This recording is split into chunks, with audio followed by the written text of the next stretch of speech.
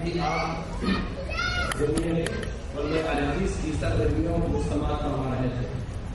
ان میں سے ایک وضاحت یہ ہے کہ جہاں لڑکوں کا انتظام ہے وہیں انشاءاللہ لڑکیوں کا بھی انتظام ہے. اور اس کے بعد ہمارا یہ پروگرام تقاریر کے ذریعے سے شروع ہونے جا رہا ہے. اور اس مجلس کے پہلے مقرر ہیں فضیلت الشاعر جلال الدین طاہر قاسمی حفظہ اللہ. آپ اس سے قبل گلبرگہ جیسے شہر کے اندر قرآن پاک کی عظمت کو عام کیا تو اس سرزمین کے اندر جہاں شرک اور بدعت کا گڑھ ہے وہاں توحید کے دیوانے بن گئے.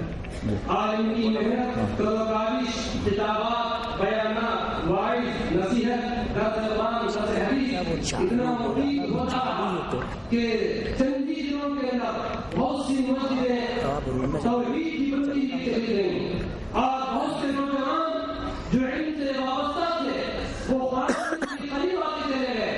اور الحمدللہ کثیر تعداد گلبرگہ کے اندر توحید کے پروانے بن گئے. اور اس کے بعد اب اس وقت آپ کے دماغ کرنول ضلع میں ہو رہے ہیں. آپ کے پروگرام وقتاً سارے ضلع کے اندر جگہ پر جگہ ہو رہے ہیں. اور جس کی وجہ سے ایک نئی کرن نوجوان میں پیدا ہو رہی ہے, نئی بیداری پیدا ہو رہی ہے. وہی بیداری کی ایک جھلک آپ کے سامنے آج معجزات قرآن کانوں میں نظر آ رہی ہے. مجھے امید ہے کہ آپ کا موضوع قرآن اور سائنس اتنا عزیز اور اتنا بہتر ہوگا کہ ہمارے لیے گویا قرآن کی عظمت ہمارے دلوں میں زیادہ سے زیادہ بڑھ جائے گی. ہمیں امید ہے کہ ہم اس خلاف سے زیادہ ہمیں مصدق فرمائیں گے. میں رضا کا آپ سے گزارش کروں گا کہ ہمارے جو سامعین کھڑے ہو چکے ہیں ان کے کہنے سے ہمارے پیغام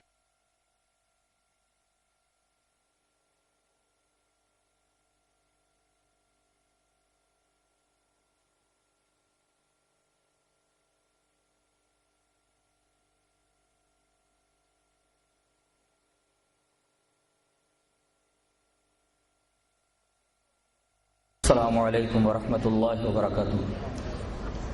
الحمد للہ نحمده ونستعینه ونستغفره ونعوذ باللہ من شرور انفسنا ومن سیئات اعمالنا من يهده الله فلا مضل له ومن يضلل فلا هادي له واشهد ان لا اله الا الله وحده لا شريك له واشهد ان محمدا عبده ورسوله. اما بعد فإن خير الحديث كتاب الله وخير الهدي هدي محمد صلى الله عليه وسلم وشر الأمور محدثاتها وكل محدثة بدعة وكل بدعة ضلالة وكل ضلالة في النار. أعوذ بالله من الشيطان الرجيم. بسم الله الرحمن الرحيم. قل لئن استمعت الإنس والجن على أن يأتوا بمثل هذا القرآن لا يأتون بمثله ولو كان بعضهم لبعض ظهيرا. محترم و معزز علماء کرام،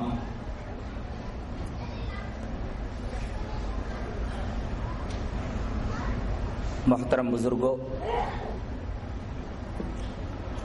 نوجوان بھائیوں، پیارے بچوں، پردہ نشین ماں اور بہنوں،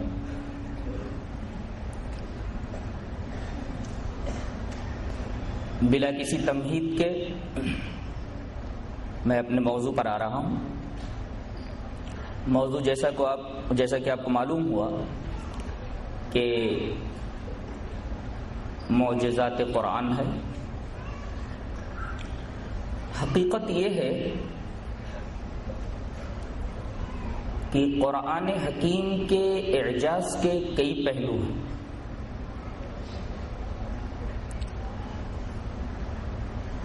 ایک تو اپنی محفوظیت کے اعتبار سے قرآن معجزہ ہے،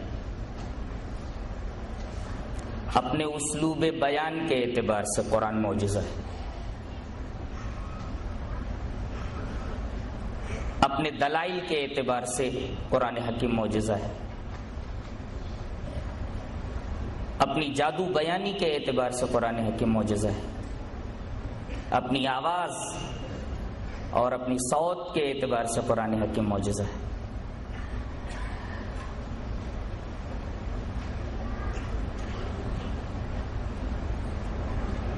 قرآن حکیم کے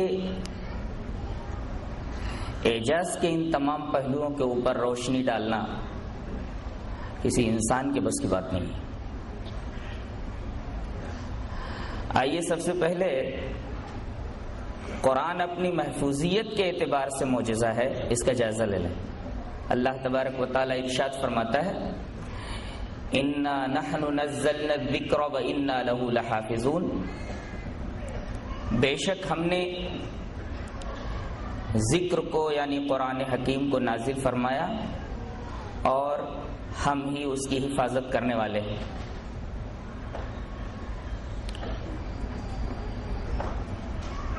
قرآن کے زمان نزول سے اب تک اور قیامت تک قرآن میں کسی بھی تبدیلی کی کوئی گنجائش نہیں ہے، اور آج تک اس کا ایک شوشہ تبدیل نہیں ہوا ہے۔ اللہ تبارک و تعالی نے چونکہ اس کی حفاظت کی ذمہ داری خود لی ہے، تو یہ کیسے ممکن ہو سکتا ہے کہ قرآن کے اندر باطل آگے یا پیچھے سے داخل ہو سکے اور کسی قسم کی کوئی تبدیلی اس کے اندر کوئی کر سکے؟ ایک بات ذہن نشین کر لیجئے کہ کوئی کتاب ہو اور اسے جمع نہ کیا جائے، صرف سینہ بسینہ منتقل ہوتی رہے تو اس کے ضائع ہو جانے کا اندیشہ ہوتا ہے۔ قرآن حکیم نے یہ دروازہ بند کر دیا اور اس کے جمع کی بھی ذمہ داری لی، اور جمع دو قسم کا ہوتا ہے، ایک جمع فی الصدر، ایک جمع فی القراطیس، کاغذوں کے اندر جمع ہو جانا اور سینوں کے اندر جمع ہو جانا۔ بالفاظ دیگر سینوں میں محفوظ کر دیا جائے اور سفینوں میں محفوظ کر دیا جائے۔ اللہ تبارک و تعالی نے ایک دفعہ اپنے رسول کو خطاب کرتے ہوئے کہا کہ لا تحرک بہ لسانک لتعجل بہ، آپ قرآن کو لے کر اپنی زبان کو حرکت مت دیجیے تاکہ آپ جلدی سے اسے بائی ہارٹ کر لیں۔ ان علینا جمعہ، بے شک ہمارے اوپر اس کے جمع کرنے کی ذمہ داری ہے۔ دیکھیے یہاں جمع مطلق ہے، اور علماء یہ اصول جانتے ہیں کہ جب جمع یا کوئی چیز مطلق بولی جائے تو اس کا فرد کامل مراد ہوتا ہے۔ تو یہاں جمع مطلق ہے، جمع فی الصدر بھی مراد ہو سکتا ہے اور جمع فی القرطاس بھی۔ اللہ تبارک و تعالی نے اس کو ایک طرف سینوں میں محفوظ فرما دیا اور دوسری طرف اسے سفینوں میں محفوظ فرما دیا، اور اس طرح جو ذمہ داری اللہ نے لی تھی وہ ذمہ داری پوری فرمائی۔ ان علینا جمعہ، بے شک ہمارے اوپر قرآن کو جمع کرنے کی ذمہ داری ہے۔ قرآن جیسے جیسے اترتا گیا، اللہ کے رسول صلی اللہ علیہ وسلم خود اس کو بائی ہارٹ کرتے گئے، حفظ کرتے گئے، اور لوگوں کو اس کے حفظ کی ترغیب دیتے رہے، اور اس کو ساتھ ساتھ لکھواتے بھی رہے۔ کاتبین وحی کی تعداد تقریباً 42 ہے، جن میں خاص طور سے خلفائے اربعہ ہیں، حضرت ابوبکر صدیق، حضرت عمر رضی اللہ تعالیٰ عنہ، حضرت عثمان غنی، حضرت علی، اور حضرت زید بن ثابت اور حضرت ابی بن کعب رضی اللہ تعالیٰ عنہم۔ یہ سارے کے سارے لوگ نمایاں کاتبین وحی ہیں۔ جب بھی کوئی سورہ یا کوئی آیت اترتی تو رسول اللہ صلی اللہ علیہ وسلم فوراً جو کاتب حاضر ہوتا اس سے وہ سورت یا وہ آیت لکھوا لیتے، اور لکھوانے کے بعد کہتے کہ پڑھ کر سناؤ۔ اگر لکھنے میں کہیں کوئی غلطی ہو جاتی تو فوراً اس کی تصحیح فرما دیا کرتے۔ اس طرح قرآن سفینوں میں محفوظ ہوتا گیا،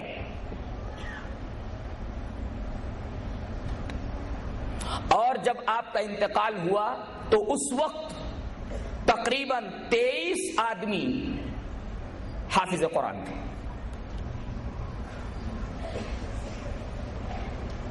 ہاں، رسول اللہ صلی اللہ علیہ وسلم کے زمانے میں پورا قرآن لکھا جا چکا تھا. چمڑے کے اوپر، بکری یا اونٹ کے شانوں کی ہڈیوں پر، پتھر کی باریک سلوں پر، پتوں کے اوپر.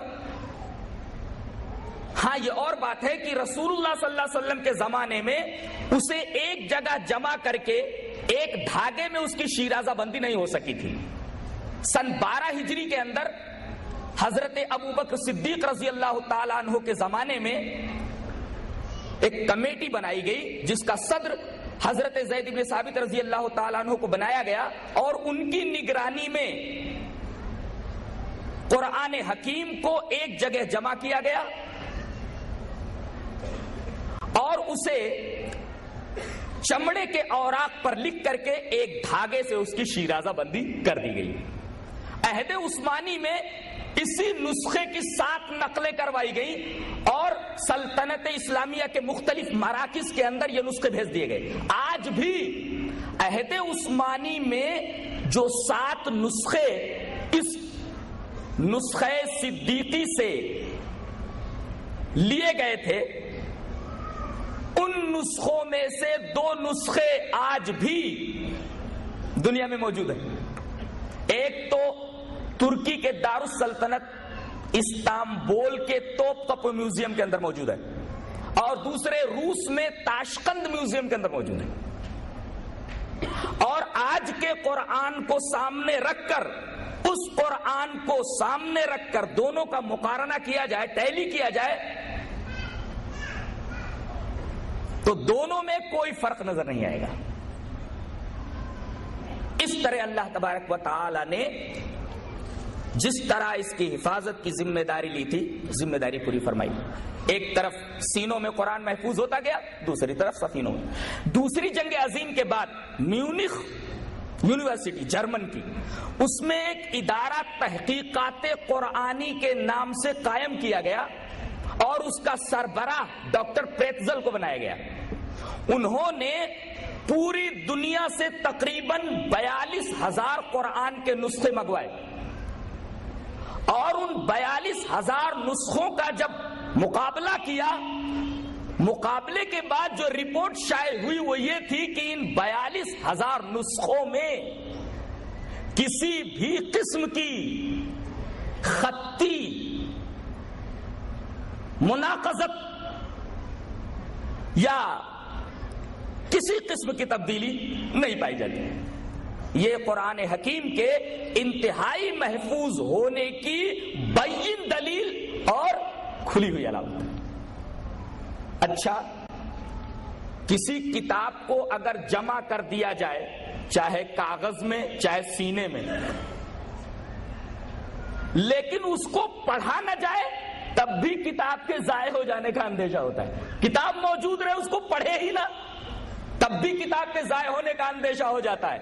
اللہ تبارک و تعالی نے فرمایا، جس طرح قرآن کو سینوں اور سفینوں میں محفوظ کرنے کی ذمہ داری میں نے لی ہے، پڑھوانے کی ذمہ داری بھی لیتا ہوں. اِنَّ عَلَيْنَا جَمْعَهُ وَقُرْآنَهُ، پڑھانے کی بھی ذمہ داری میں لیتا ہوں. اور خدا کی قسم، یہ واحد کتاب ہے جو پوری دنیا کے اندر سب سے زیادہ پڑھی جاتی ہے. اللہ تبارک و تعالیٰ نے پڑھوانے کی جو ذمہ داری لی تھی، پڑھوانے کی ذمہ داری بھی پوری فرمائی، اور سب سے زیادہ یہی کتاب پوری دنیا میں پڑھی جاتی ہے اور پڑھائی جاتی ہے. کوئی کتاب پڑھی جائے لیکن اسے سمجھا نہ جائے، تب بھی کتاب کے ضائع ہو جانے کا اندیشہ ہوتا ہے. کتاب جمع ہو جائے، کتاب پڑھی جائے، لیکن کتاب کو لوگ سمجھے نہ، تب بھی کتاب ضائع ہو جاتی ہے۔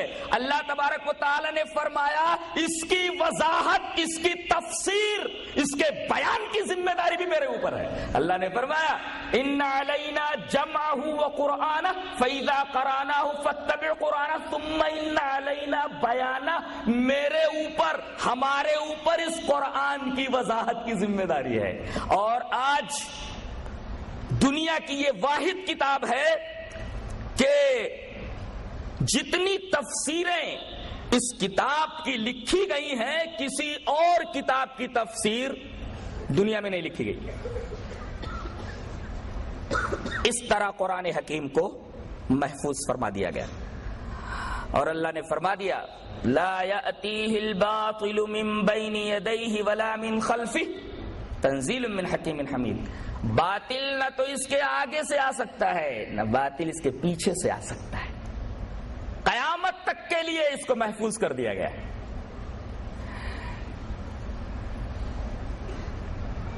رہا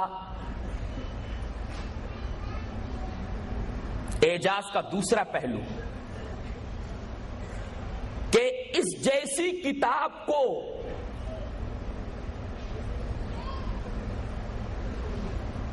دوسرا کوئی نہیں لا سکتا۔ خطبہ مسنونہ کے بعد جو میں نے آیت کریمہ پڑھی ہے اس میں وہی چیلنج موجود ہے۔ صرف انسانوں ہی کو چیلنج نہیں دیا گیا ہے، بلکہ یہ بھی کہا گیا ہے کہ اے دنیا کے تمام انسانوں، جنوں کو بھی اپنے ساتھ ملا لو اور قرآن حکیم جیسی کتاب بنا کر دکھاؤ۔ نہیں بنا سکتے، اس کا مثل نہیں لا سکتے، اگرچہ بعض کے سپورٹر ہو جائے ہیلپ میں اور مدد میں، نہیں بنا سکتے۔ اللہ نے اپنے رسول سے کہلوایا، آپ کہہ دیجئے، بھاگے دوہل اعلان کر دیجئے قُلْ لَئِنِ اجْتَمَعَتِ الْإِنسُ وَالْجِنُّ عَلَىٰ أَن يَأْتُوا بِمِثْلِ هَذَا الْقُرْآنِ، آپ کہہ دیجئے کہ اگر تمام انسان اور جنات جمع ہو جائیں اور اس قرآن جیسا قرآن لانے کی کوشش کریں، اپنی کوشش میں کامیاب نہیں ہو سکتے۔ لا یاتون بمثلہ، قرآن حکیم کا مثل نہیں لا سکتے۔ ولو کان بعضهم لبعض ظہیرا، اگرچہ ان میں سے بعض کے سپورٹر ہو جائیں، ایک دوسرے کے مددگار بن جائیں۔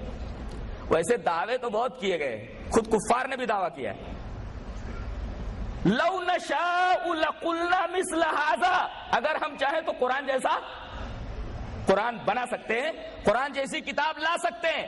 قرآن حکیم نے کہا اچھا اگر تمہارا یہ دعویٰ ہے کہ تم قرآن جیسی کوئی کتاب لا سکتے ہو تو لا کر بتاؤ نا۔ جواب نہ لانا ان کے اس دعوے کے کھوکھلا ہونے کی دلیل ہے کہ دعویٰ کھوکھلا ہے۔ صرف یہ کہہ دینا کہ اگر ہم چاہیں تو قرآن کا مثل لا سکتے ہیں، مثل نہ لانا دعوے کو کھوکھلا ثابت کرتا ہے۔ دعویٰ تو انہوں نے کیا لو نشاء لقلنا مثل هذا، اور عجیب بات ہے ایک طرف تو کہہ رہے ہیں کہ ہم قرآن جیسی کتاب چاہیں تو بنا لیں، پھر پروپیگنڈوں کی ضرورت کیا تھی؟ پروپیگنڈے کتنے کیے گئے معلوم ہے؟ قرآن حکیم کہتا ہے کہ ایک طرف تو یہ دعویٰ کرتے ہیں کہ قرآن جیسی کتاب بنا سکتے ہیں، دوسری طرف ان کے پروپیگنڈے تو دیکھو۔ پروپیگنڈے کیا ہے؟ وقال الذين كفروا لا تسمعوا لهذا القرآن والغوا فيه لعلكم تغلبون، کافر یہ بولتے ہیں کہ یہ قرآن نہ سنو۔ ارے جب قرآن جیسی کتاب بنانے پر قادر ہو تو پھر یہ پروپیگنڈا کیوں، یہ تبلیغ کیوں، یہ اعلان کیوں کہ قرآن کو نہ سنو، اور قرآن جب پڑھا جائے تو شور کرو تاکہ تم قرآن پڑھنے والوں کی آواز کے اوپر غالب آ جاؤ۔ یہ ایک پروپیگنڈا، قرآن نہ سنو۔ اچھا دوسرا پروپیگنڈا لسان الذی یلحدون الیہ اعجمی وہذا عربی، یہ در حقیقت ایک دوسرے پروپیگنڈے کا جواب ہے۔ پروپیگنڈا کیا ہے؟ انما یعلمہ بشر، اور اسی پروپیگنڈے کو ایک جگہ ذرا تفصیل سے بیان کیا گیا ہے ان ھذا الا افک افتراہ واعانہ علیہ قوم آخرون. پہلے ایک آ گیا کہ ایک آدمی ہے جو اس کو یہ قرآن سکھا دیتا ہے. پوچھا گیا کہ کون ہے؟ کہا کہ وہ جو رومی غلام ہے، روم کا آیا ہوا، روم کا رہنے والا، یہاں ایک آدمی کا غلام ہے، یہ غلام محمد کو صلی اللہ علیہ وسلم کو یہ کلام سکھا دیتا ہے. اس پروپیگنڈے کا جواب اللہ نے دیا. قرآن حکیم جواب دیتا ہے لسان الذی یلحدون الیہ اعجمی. ارے جس غلام کی طرف یہ نسبت کرتے ہیں کہ قرآن اس کا سکھایا ہوا ہے، عجمی ہے، یہ عربی نہیں ہے. قرآن تو عربی میں ہے. زبان یار من ترکی وہ من ترکی نمیدانم. یہ معاملہ ایسا ہے کہ زبان اس کی عجمی ہے اور قرآن عربی ہے. لہذا قرآن حکیم نے اتنا کہہ کر ان کے دعوے کو جھوٹا ثابت کر دیا کہ تمہارا یہ پروپیگنڈا بھی بے بنیاد ہے کہ یہ غلام قرآن سکھا دیتا ہے. اور قرآن کی زبان تو عربی ہے ہی نہیں، پھر عربی زبان کا جو قرآن ہے عربی زبان میں کیسے سکھا سکتا ہے؟ تیسرا پروپیگنڈا ان ھذا الا افک افتراہ. ایسا یہ ایک اختراع ہے، ذہنی اپج ہے. اختراع مینس ذہنی اپج ہے.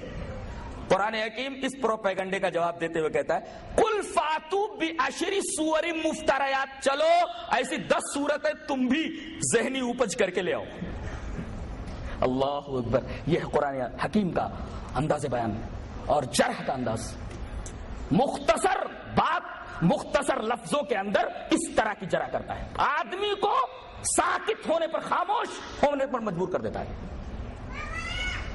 اچھا گڑی ہوئی بات ہے نا، تو لے آؤ 10 صورت لاؤ ایسی گڑی ہوئی ذہنی اپج والی.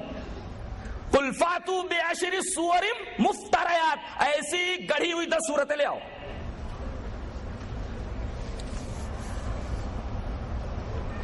قرآن جیسی ایک آیت نہ بنا سکنا، 10 صورتیں نہ بنا سکنا، کیسے کیسے چیلنج دیے گئے. پہلا چیلنج یہ دیا گیا پورا قرآن بنا کر لاؤ، جیسا کہ اس آیت کریمہ میں قل لئن استمعت الانس والجن على ان ياتوا بمثل هذا القرآن لا ياتون بمثله. قرآن جیسی کتاب نہیں لا سکتے تم، اگر ہمت ہے تو لا کر بتاؤ. پھر چیلنج کیا گیا قل فاتو بعشر سور مفتریات. چلو پورا قرآن نہیں 10 صورتیں بنا کر لاؤ. اس پر بھی خاموشی ہے. پورا قرآن نہیں بنا سکے تو چیلنج کیا گیا 10 صورتیں بنا کر لے آؤ. اس پر بھی خاموشی ہے. پھر چیلنج کیا گیا وَإِن كُنتُمْ فِي رَيْبٍ مِّمَّا نَزَّلْنَا عَلَىٰ عَبْدِنَا فَأْتُوا بِسُورَةٍ مِّن مِّثْلِهِ. پورا قرآن نہیں بنا سکتے چلو چھوڑو، 10 صورتیں نہیں بنا سکتے چلو چھوڑو، ایک ہی صورت اس کے مثل بنا کر لے آؤ. اب بھی خاموشی ہے. پھر قرآن کہتا ہے اچھا چلو قرآن جیسا ایک جملہ ہی بنا کر بتا دو. فَلْيَأْتُوا بِحَدِيثٍ مِّثْلِهِ. حدیث میں جملہ سینٹنس. فَلْيَأْتُوا بِحَدِيثٍ مِّثْلِهِ إِن كَانُوا صَادِقِينَ. اگر تم اپنے پروپیگنڈے میں سچے ہو تو پورا قرآن بنا کر لاؤ. نہیں بنا سکتے 10 صورتیں لاؤ. 10 صورتیں نہیں بنا سکتے تو ایک صورت لاؤ. ایک صورت نہیں ایک جملہ بنا کر دکھاؤ. فَلْيَأْتُوا بِحَدِيثٍ مِّثْلِهِ إِن كَانُوا صَادِقِينَ. اگر تم اپنے پروپیگنڈے میں سچے ہو ایک سینٹنس بنا کر بتاؤ قرآن جیسا. آج تک کوئی قرآن کے مثل ایک سینٹنس نہیں بنا سکا ہے. میں آپ سے پوچھتا ہوں کہ قرآن جیسا کلام کیوں نہیں بنایا جا سکتا؟ وجہ کیا ہے؟ قرآن جیسا کلام کیوں نہیں بنایا جا سکتا؟ کبھی غور کیا آپ نے اس پر؟ بہت سارے جوابات ہیں، میں ایک گہرا جواب دے رہا ہوں. دیکھو، ایک ہے خلق اور ایک ہے صنعت. خلق صنعت. خلق means you can say it in English creation تخلیق. creation تخلیق. اور صنعت means making بنانا. خلق کسے کہتے ہیں؟ غیر موجود کو موجود کرنا. یہ چیز نہیں ہے، نتھنگ ہے، اس کو سم تھنگ کرنا. سرے سے کوئی چیز ہے ہی نہیں اس کو بنانا. غیر موجود کو موجود کرنا یہ خلق ہے، یہ اللہ تبارک تعالیٰ کا خاصہ ہے. کوئی غیر موجود کو موجود نہیں کر سکتا. غیر موجود کو موجود کرنا، نتھنگ کو سم تھنگ کرنا، یہ خلق ہے. اور صنعت کسے کہتے ہیں؟ صنعت کہتے ہیں موجود کو نئی شکل دینا. لوہا انسان نہیں بنا سکتا، ہاں لوہے کو مولڈ کر کے یہ کچھ بنا دیا گیا ہے. شاید اگر یہ لوہے کا ہے تو اس کو مولڈ کر کے موبائل بنا دیا گیا ہے. دیکھو یہ صنعت ہے. آدمی صنعت کر سکتا ہے، خلق نہیں کر سکتا. اللہ تبارک و تعالی نے چیزوں کو خلق کیا ہے. ان میں سے ایک مخلوق مکھی ہے، مکھی. اور ترجمے کو اگر اسات دے دو تو مکھی کے دائرے میں مچھر بھی آ جاتا ہے. اور اللہ نے دعویٰ کیا ہے لن یخلقوا ذبابا، ایک مکھی نہیں پیدا کر سکتے. اللہ نے فرمایا جتنی چیزیں میں نے پیدا کر دی ہیں اس پر اضافہ نہیں کیا جا سکتا، اور جتنی چیزیں پیدا کر سکتے اسے کوئی ڈسٹرائے بھی نہیں کر سکتا. جی کوئی آدمی کوئی شے نہ تو پیدا کر سکتا ہے اور نہ تو اس کو ڈسٹرائے کر سکتا ہے. صنعت کر سکتا ہے، موجود چیز کو نئے نئے فارمز دے سکتا ہے، نئی نئی شکلیں دے سکتا ہے. اس کو صنعت کہتے ہیں. اچھا جب مخلوق کوئی مخلوق نہیں بنا سکتی، مثلا انسان مخلوق ہے، کوئی مخلوق نہیں بنا سکتی، تو قرآن تو مخلوق ہے ہی نہیں. قرآن تو اللہ کی صفت ہے. قرآن کی نظیر کیسے لائی جا سکتی؟ نہیں سمجھا؟ جب مخلوق کو ایجاد نہیں کیا جا سکتا، مخلوق نہیں بنائی جا سکتی، کسی کے بس میں نہیں ہے کہ مخلوق بنا سکے، تو قرآن تو مخلوق ہے ہی نہیں. اللہ کا کلام ہے، غیر مخلوق ہے، وہ اللہ کی صفت ہے. اللہ کی صفت کی نظیر کیسے لائی جا سکتی ہے؟ قرآن اللہ کا کلام ہے اور اللہ کا کلام مخلوق نہیں ہے. جب کوئی آدمی مخلوق نہیں بنا سکتا تو قرآن حکیم جو اللہ کی صفت ہے، اللہ کی صفت کی نظیر کیسے لائی جا سکتی ہے؟ سو اس وجہ سے کوئی آدمی قرآن کی نظیر نہیں لا سکتا. یہ گہرا جواب ہے. اس سے بہت سارے جوابات دیے جا سکتے ہیں.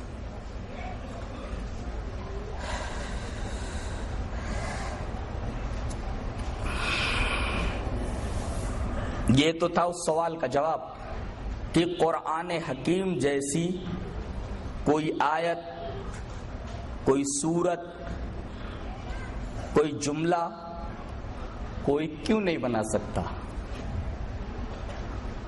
جواب یہ ہے جو میں نے دیا.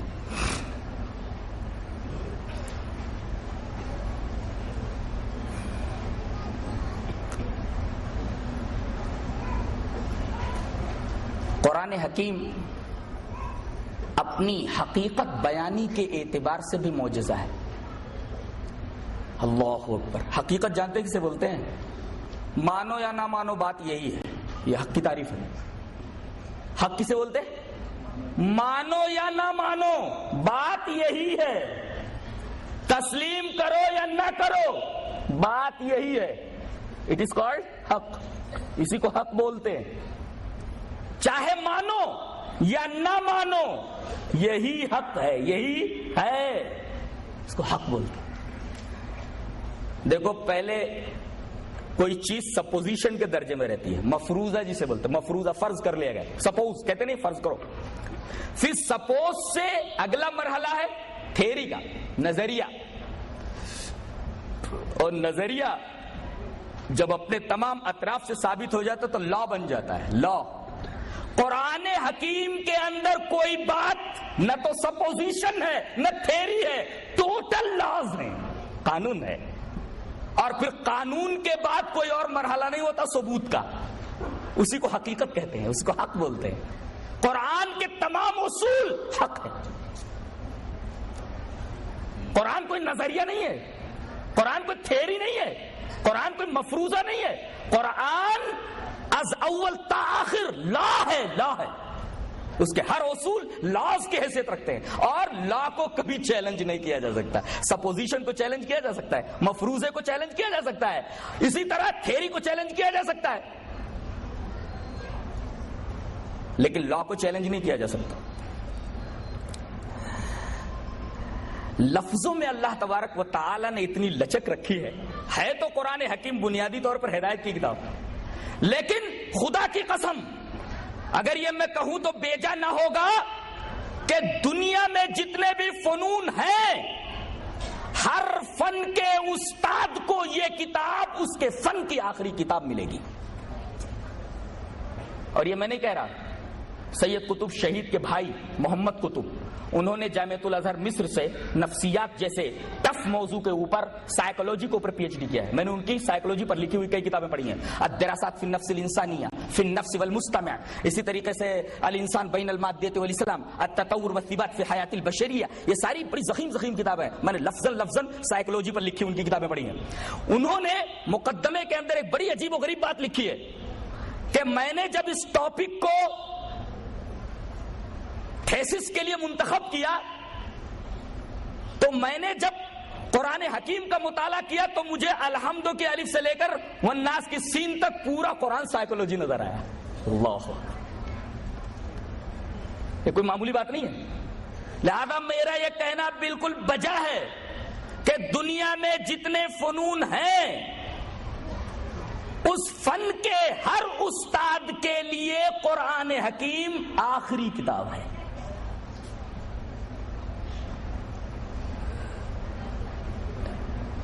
پہلے ذرے کے بارے میں تھیری کیا تھی، سپوزیشن کیا تھا؟ ایٹم، جوہر کے بارے میں.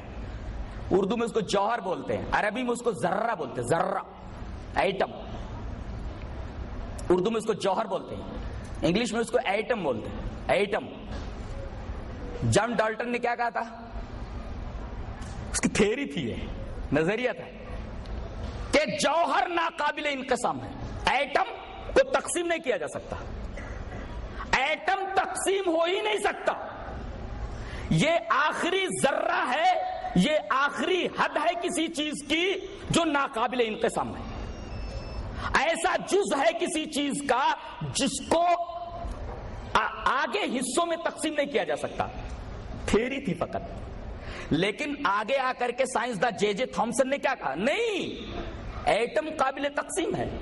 اور اس نے الیکٹران، پروٹون اور نیوٹران کی طرف جوہر کو تقسیم کر کے بتا دیا، ثابت کر دیا کہ جوہر جو ذرہ ہے، ذرہ یہ 3 چھوٹے چھوٹے ذریچے بھی موجود ہیں. ذریچے، ذرے سے چھوٹے ذرے، الیکٹران، پروٹون اور نیوٹران. اور اس میں بتایا بھی کہ الیکٹران پر مائنس چارج ہے اور پروٹون کے اوپر پلس چارج ہے اور نیوٹران کے اوپر کوئی چارج نہیں ہے. ثابت کر کے بتایا. اور یہ بھی بتایا کہ جوہر کا ایک نیوکلیس ہے، نیوکلیس کا بھی ایک سینٹر ہے، سینٹر پوائنٹ ہے اس کا. اللہ اکبر. تو ایک سائنسداں بولتا ہے کہ جوہر ناقابل انقسام ہے، اگلا سائنسداں آ کر کے کہتا ہے نہیں، اس ذرے کے بھی ذریچے ہیں، اور جوہر کو تقسیم کر کے بتاتا ہے. قرآن حکیم نے یہ اللہ پہلے ہی بتا دیا کہ جوہر قابل تقسیم ہے. جے تھامسن نے کوئی نئی بات نہیں بتائی. اللہ فرماتا ہے وما تکون فی، حقیقت دیکھ، لا بتا رہا ہے قرآن، لا وما تکون فی شان. اچھا، یہ الیکٹران، پروٹون اور نیوٹران کی طرف جو تقسیم ہوئی ہے جوہر کی، ایٹم کی، اگر نہ ہوئی ہوتی تو دنیا کو یہ ترقی نہ ملتی جو آج ملی ہوئی ہے. لوگ جانتے ہی نہیں کہ فزکس کیا ہے، طبعیات سے ہم ناواقف ہوتے. لوگوں کو یہ معلوم نہ ہوتا کہ کیمیا کیا ہے، کیمسٹری کیا ہے، نہیں جان سکتے تھے، اس لیے کہ الیکٹران ہی کے اوپر تمام برقیات کی بنیاد ہے.